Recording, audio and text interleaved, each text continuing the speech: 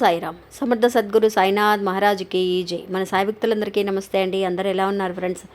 ఈరోజు వీడియోలోకి వెళ్లే ముందు బాబా గారి ఆశీస్సులు మీ అందరికీ దొరకాలని మనస్ఫూర్తిగా కోరుకుంటున్నానండి. ఇంకా ఈరోజు బాబా ఏమంటున్నారు అనంటే, ఎన్నో లక్షల మందికి దక్కని ఒక అదృష్టాన్ని ఈరోజు నీకు ప్రసాదించబోతున్నాను తల్లి. అది ఏంటో విన్నావు అనంటే కనుక ఇంకెప్పుడు కూడా నిన్ను దురదృష్టవంతుడివని ఎవ్వరూ కూడా అనరమ్మా అని చెప్పి బాబా ఒక సందేశాన్ని పంపిస్తున్నారండి. ఎందుకు బాబా ఇలా అంటున్నారు, ఏం తెలియచేయబోతున్నారు అనేది ఒక చిన్న కథ ద్వారా తెలుసుకుందామండి. ఇంకా కథలోకి వెళ్ళడానికి ముందుగా మన ఛానల్ని ఎవరైతే కనుక కొత్తగా చూస్తున్నారో వాళ్ళు ప్లీజ్ సబ్స్క్రైబ్ చేసుకోండి ఫ్రెండ్స్. మీకు వీడియో నచ్చితే కనుక ఒక చిన్న లైక్ చేసి సపోర్ట్ చేయండి. మనకు తెలిసిన గురువుగారు ఒక ఆయన ఉన్నారండి. ఈయన అమ్మోరు తల్లి ఆశీస్సులతో, బాబాగారి ఆశీస్సులతో ఉచితంగా జ్యోతిష్యం అనేది చెబుతున్నారండి. అంటే అండి, ఉచితంగా అనంటే మీకు ఎలాంటి ఒక సమస్య ఉన్నా కూడా దాన్ని ఎలా పరిష్కరించుకుంటే బాగుంటుంది అనే విషయాన్ని మీకు ఉచితంగానే తెలియజేస్తారు. ఆ తర్వాత సమస్యలను బట్టి మీకు ఎలాంటి పరిష్కారానికి ఎంత అమౌంట్ అవుతుంది అనేది ఆయన మనీ తీసుకుంటారనమాట. మీరు ఒక్కసారి కాంటాక్ట్ అయితే కనుక మీకే తెలుస్తుందండి. ఇంకా ఆయన ప్రేమ, పెళ్లి, భార్యాభర్తల సమస్యలు, స్త్రీ మరియు పురుష వశీకరణ ఇలాంటి సమస్యల్ని కూడా ఆయన పరిష్కరిస్తున్నారండి. ఒక్కసారి ఆయన్ని కాంటాక్ట్ అయ్యి చూడండి ఫ్రెండ్స్. ఇంకా వీడియోలోకి వెళ్దామండి. అమ్మ, ఎన్నో లక్షల మందికి దక్కని అదృష్టాన్ని నీకు ప్రసాదిస్తున్నాను తల్లి ఈ రోజున అని చెప్పి బాబా ఎందుకు అంటున్నారు. అంతేకాకుండా ఇంకెప్పుడు కూడా నిన్ను దురదృష్టవంతుడివనో దురదృష్టవంతురాలివనో ఎవరూ కూడా అన్నారు అని చెప్పి బాబా అంటున్నారండి. అందుకు తగిన ఒక చిన్న కథను మనం తెలుసుకుందాం. ఒక ఊర్లో అండి ఒక అతను ఒక చెట్టు కింద కూర్చొని అసలు తన జీవితంలో జరిగిన విషయాలన్నీ కూడా తలుచుకుంటూ ఏడుస్తూ కూర్చుంటాడండి. కూర్చున్నప్పుడు అటువైపు నుంచి ఒక అతను వస్తాడనమాట. వచ్చి అతను చూస్తూ వెళ్ళిపోలేక ఇతన్ని ఇలా కూర్చొని ఏడుస్తున్నాడు అని చెప్పేసి అతని దగ్గరికి వెళ్ళి అడుగుదామని ఆయన వెళ్ళి అడుగుతాడనమాట. ఏంటి నాయన, ఎందుకు ఇలా వెక్కి ఏడుస్తున్నావు, నీకు ఏంటి సమస్య, నాతో చెప్తావా అని అంటే అప్పుడు చెప్తాడండి.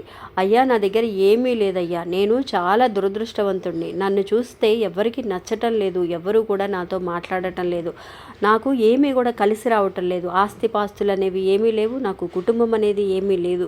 నేను ఇంకా కనీసం అడుక్కోనైనా సరే బతుకుతాము అని అనుకుంటే నాకు ఎవ్వరు కూడా ఒక రూపాయి కూడా దానం చేయట్లేదు స్వామి, నేను ఎలా బతకాలో నాకు అర్థం కావటం లేదు అని చెప్పేసి అతను అన్నప్పుడు ఆయన చెప్తాడండి. అయ్యా, నీకు ఏంటి ఎందుకు ఇలా అయిపోయావు, ఏంటి సమస్య అంటే అతనికి వచ్చిన నష్టాల గురించి అండి, అతని జీవితంలో జరిగిన సమస్యల గురించి చెప్తూనే ఉంటాడు. ఇప్పుడు చివరికి ఒక అనాథలాగా మిగిలిపోయాను, నా చేతిలో ఇప్పుడు ఒక చిల్లి గవ్వ కూడా లేదు, అసలు అంత లేని వాళ్ళలాగా మిగిలిపోయాను అని అన్నప్పుడు సరే అయితే నాతో రా, నిన్ను ఆ ఊరి మహారాజు దగ్గరికి తీసుకువెళ్తాను అని చెప్పేసి చెప్తాడండి. చెప్పినప్పుడు అయ్యా, నేను మామూలుగా ఎవరి దగ్గరికైనా వెళితేనే మాట్లాడటం లేదు, నన్ను చూస్తే చిరాకించుకుంటున్నారు, అలాంటిది మహారాజు దగ్గరికి ఎలా లోపలికి నన్ను ప్రవేశించడానికి అనుమతించరు కదా అని చెప్పేసి అతను చెప్తాడండి. లేదు, నీ దగ్గర చాలా వరకు కూడా విలువైన వస్తువులు అనేవి ఉన్నాయి, నీ కంటికి అవి తెలియటం లేదు, నీ దగ్గర ఏమీ లేవని, ఈరోజు ఎందుకు పనికి రాకుండా ఉన్నాను, భిక్షాటను అడుక్కొని తింటాను కూడా పనికి రాకుండా ఉన్నాను అని చెప్పేసి నువ్వు అనుకుంటున్నావు కదా, నీ దగ్గర ఎన్నో రకాల విలువైన వస్తువులు అనేవి ఉన్నాయి, అవి నీ కంటికి కనిపించటం లేదు, కానీ అవి నీకు ఒక మంచి ధరని ఇచ్చి ఆ రాజుగారు తీసుకుంటారు, ఆయన దగ్గరికి వెళితే కనుక నీకు ఒక మంచి ఆదాయం అనేది కలుగుతుంది, నాతో రా అని చెప్తాడండి. చెప్పినప్పుడు అతనికి ఏమీ అర్థం కాదు. అరే, ఏంటి ఈ పెద్ద ఆయన పిచ్చోళ్ళలాగా ఉన్నాడే, అసలు ఈయనకి నా దగ్గర ఏం లేదురా నాయన, నేనే అసలు అడుక్కు తింటాను కూడా పనికి రాకుండా ఉన్నాను అంటే నా దగ్గర విలువైన వస్తువులు ఉన్నాయని అంటున్నాడు ఏంటి, నేనేమో అబద్ధం చెప్తానని అనుకుంటున్నాడా, అసలు ఏంటి నాకు అర్థం కావట్లేదు, అయ్యా మీరు ఏం మాట్లాడుతున్నారు, నాకు అర్థం కావటం లేదు, ఎందుకు ఇలా అంటున్నా, నన్ను చూస్తుంటే మీకు కూడా ఎగతాళిగా ఉందా అని చెప్పేసి అడుగుతాడండి. అడిగినప్పుడు ఆహా లేదు, నిజంగానే చెప్తున్నాను, నువ్వు నాతో రా, విషయం ఏంటో తెలుస్తుంది నీకే అని చెప్పేసి చెప్తాడనమాట. చెప్పినప్పుడు ఇంకా సరే ఒకసారి వెళదాం, ఆయనతో పెద్ద ఆయనతో కలిసి వెళితే కనుక మనకే తెలుస్తుంది, ఇలాగ మనకి ఎందుకు ఇలా మాట్లాడుతున్నాడు ఏంటనేది తెలుస్తుంది కదా, సరే వెళదాం అయ్యా, వస్తాను అని చెప్పేసి వెళ్తాడు. వెళ్తూ నడుస్తూ మధ్యలో కొంచెం సేపు ఒక చెట్టు కింద కూర్చొని మాట్లాడుకుంటారండి. వీళ్ళిద్దరూ ఒకసారి కొంచెం సేపు మనం అక్కడ సేద తీర్చుకొని వెళదాము అని చెప్పేసి ఆయన్ని కూడా కూర్చోబెట్టి ఇద్దరు కూడా మాట్లాడుతూ ఉంటారు. నాయనా, నీకు ముందుగానే మనం రాజుగారి దగ్గరికి వెళ్ళటానికి ముందుగానే మనం నీ దగ్గర ఉన్న వస్తువులని నువ్వు ఎంత రేటుకైతే రాజుగారికి ఇస్తావు, ఆయన ఎంత రేట్ ఇస్తారు అనేది కూడా నేను చెబుతాను నీకు, అది నీకు ఇష్టమైతే కనుక నువ్వు సరే అని చెప్పు నాకు అని చెప్పేసి అతను చెప్తాడండి. చెప్పినప్పుడు అయ్యా నా దగ్గర ఏమీ లేవు, నేను చూడండి ఎలా ఉన్నానో, నా దగ్గర ఒక్క రూపాయి కూడా లేదు అని చెప్పినా కూడా మీరు ఏంటి ఇలా మాట్లాడుతున్నారు అని అంటే, ఆహా లేదు, నీ దగ్గర చాలా వరకు కూడా విలువైన వస్తువులు ఉన్నాయి, అవి ఏంటో ఇప్పుడు చెబుతాను విను అని చెప్తాడండి. అవి ఏంటి అని అంటే అండి, మనిషికి ఆ మనిషి రూపాన్ని, నీకు ఒక అందమైన ఒక రూపాన్ని భగవంతుడు ప్రసాదించాడు. ఆ అందమైన రూపంలో నీ కళ్ళకి ఉన్న విలువ అనేది నీకు తెలీదు. చక్కగా చూపుని, ఈ ప్రపంచాన్ని చూడడానికి నీకు 2 కళ్ళని ప్రసాదించాడు. ఆ కళ్ళు కనుక లేని వాళ్ళకి, ఎవరైతే కంటి చూపు లేదో వాళ్ళకి కనుక ప్రసాదిస్తే రాజుగారు నీకు 400 బంగారపు నాణ్యములు ఇస్తారు. అలాంటి నీ కాళ్ళు చేతులు ఇస్తే కనుక అవి ఎవరికైతే కాళ్ళు చేతులు లేవో వాళ్ళకి ఇస్తారనమాట. అలా ఇస్తే నీకు ఒక 1000 బంగారపు నాణ్యములు ఇస్తారు. ఇలాంటి వస్తువులు నీ దగ్గర ఉన్నాయి. నీ దగ్గర ఏమీ లేదని, నువ్వు దురదృష్టవంతుడు అని, నేను అడుగు తింటానికి కూడా పనికిరాదని నువ్వు అనుకుంటున్నావు కదా, ఎలాగో పనికి రాకుండానే పోతున్నావు నువ్వు. అలాంటప్పుడు నీ దగ్గర ఉన్న విలువైన ఈ వస్తువులని ఇచ్చేసి వెళ్ళావంటే నీకు ఎంతో కొంత ఆదాయం అనేది వస్తుంది కదా అని చెప్పేసి అని అంటాడండి. అన్నప్పుడు అయ్యా మీరేం మాట్లాడుతున్నారు, నా కళ్ళని ఎలా ఇస్తాను నేను, నా ఈ ప్రపంచాన్ని ఎలా చూడగలను, గుడ్డివాడిని అయిపోతాను కదా, అలాగే నా కాళ్ళు చేతులు లేకపోతే నేను ఎలా బతుకుతాను, నేను నడవడానికి కూడా పనికిరాను కదా, మీరు ఏం మాట్లాడుతున్నారు అని అంటే, అప్పుడు ఆయన చెప్తాడండి, నీ దగ్గర ఏమీ లేదని, నువ్వు చాలా దురదృష్టవంతుడని నువ్వు అనుకుంటున్నావు, కానీ నీకు ఉన్న రూపం కానీ నీకు ఒక మానవ రూపాన్ని ప్రసాదించాడు ఆ భగవంతుడు. అందుకు చక్కగా చూడడానికి కళ్ళనిచ్చాడు, చక్కగా పనులు చేసుకోవడానికి కాళ్ళు చేతులు చక్కగా ఉన్నాయి నీకు.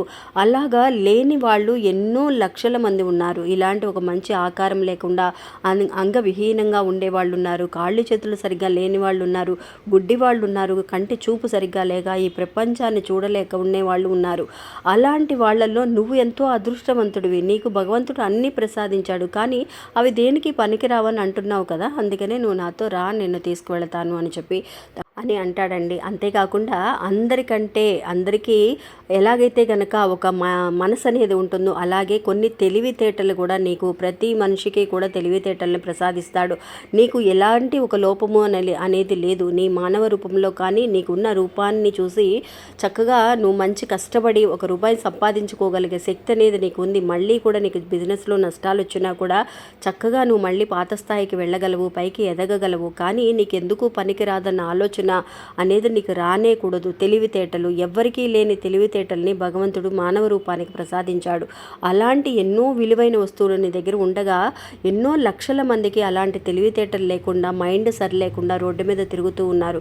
కాళ్ళు చేతులు సరిగ్గా లేని వాళ్ళు ఉన్నారు, ఈ ప్రపంచాన్ని చూడలేని వాళ్ళు ఉన్నారు.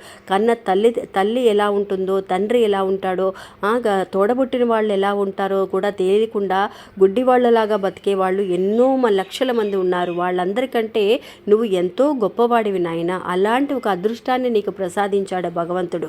నిన్ను ఎవరు దురదృష్టవంతులని అంటున్నారు, అలా అన్నా కూడా నువ్వు ఎందుకు ఒప్పుకోవాలి?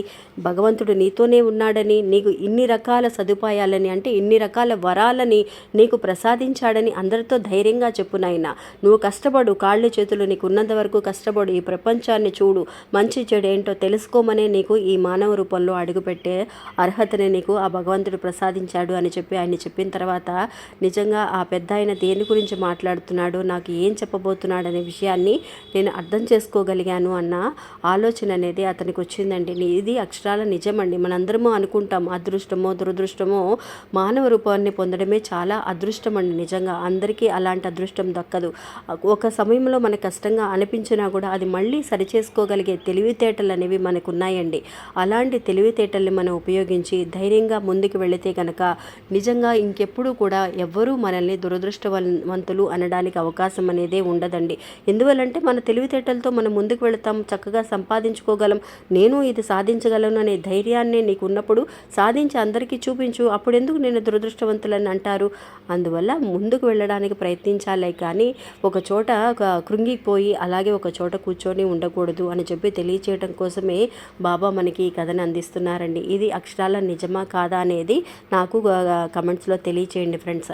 ఇంకా ఇది అండి ఈరోజు మన వీడియో. ఈ వీడియో కూడా మీ అందరికీ ఎంతో నమ్మకాన్ని, ధైర్యాన్ని ఇస్తుందని అనుకుంటున్నాను. నచ్చితే కనుక ఒక చిన్న లైక్ చేసి సపోర్ట్ చేయండి మీ ఫ్రెండ్స్ అందరికీ. అంటే అండి మీ ఫ్రెండ్స్ అందరికీ చక్కగా వాట్సాప్ గ్రూపులు కానీ, ఫేస్బుక్ కానీ, ఇన్స్టాగ్రామ్ కానీ ఉంటాయి కదా, వాళ్ళందరికీ కూడా తెలియచేయండి. చాలామంది తెలియని వాళ్ళు ఉన్నారు బాబా గురించి తెలుసుకొని, వాళ్ళు కూడా ఎంతో మనశ్శాంతిని, ధైర్యాన్ని పొందాలి అని మనం మనస్ఫూర్తిగా తెలుసుకుందామండి.